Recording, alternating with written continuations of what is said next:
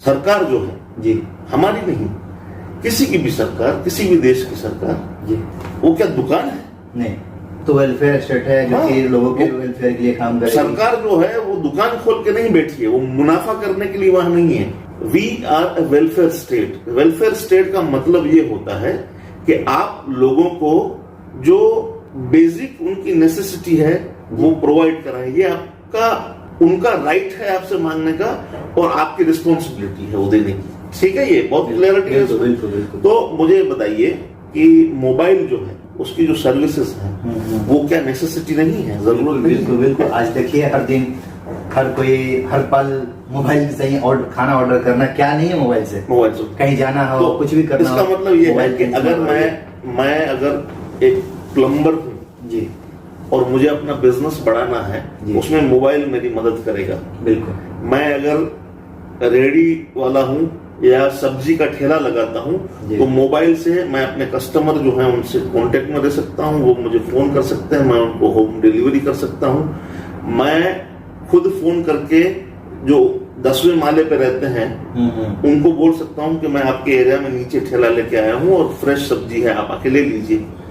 ठीक है, ये मैंने 2 उदाहरण दिए, प्लम्बर का उदाहरण दिया आपको। उसका आजकल नाई है, उनके साथ अपॉइंटमेंट आप फोन पे ले सकते हैं। तो ये जो भी छोटा काम करने वाले हैं जिनसे ये देश बना है, उनके लिए बेसिक जरूरत है। तो जो बेसिक जरूरत है उसको सरकार अगर वो उनको मुहैया करवाती है लोगों को जी, तो क्या सरकार उसमें से पैसा कमाना चाहिए सरकार को?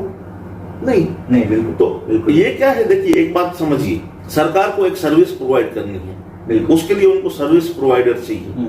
तो एक प्रक्रिया होती है कि भाई आप टेंडरिंग करो, टेंडरिंग करके आप किसी कंपनी को बुलाओ, वो कंपनी जो है वो आपकी सर्विसेज आगे प्रोवाइड करेगी। लेकिन जो ऐसी जरूरी चीजें हैं उसमें अगर आप कंपनी से टेंडरिंग कराओगे कि भाई आप ये हमारा जो प्रोडक्ट है, हमारी जो सर्विसेज है वो कितने में खरीदोगे, फिर आप जो हाईएस्ट बिडर है, जिसका मतलब है कि जिसने सबसे ज्यादा पैसे बोली लगाई है, उसको अगर टेंडर अवार्ड करोगे तो ये तो बेईमानी हुई फिर। क्योंकि एक कंपनी है जैसे वोडाफोन हो गई या रिलायंस जियो हो गई, उन्होंने आपसे उस टाइम की बात कर रहा हूँ 2G खरीदा 100 रुपए में, तो वो तो कंपनी है, वो तो दुकान है, वो तो मुनाफे के लिए काम करेगा। तो वो क्या करेगा, वो 100 रुपए की चीज जो खरीदी वो 200 रुपए में बेचेगा। तो वो जो सर्विस जो है वो 200 रुपए में प्रोवाइड करेगा। तो वो 200 रुपए उसकी जेब में कहां से आएगा? जो सर्विस जिनको प्रोवाइड होगी तो पब्लिक की जेब से पैसा जाएगा, रिलायंस को, जियो को जाएगा, अडानी को जाएगा, एयरटेल को जाएगा, आइडिया को जाएगा, जो भी कंपनियां उनको जाएगा। ठीक है, वो उसमें से पैसा कमाएंगे, सरकार को 100 रुपए देंगे, 100 रुपए खुद रखेंगे।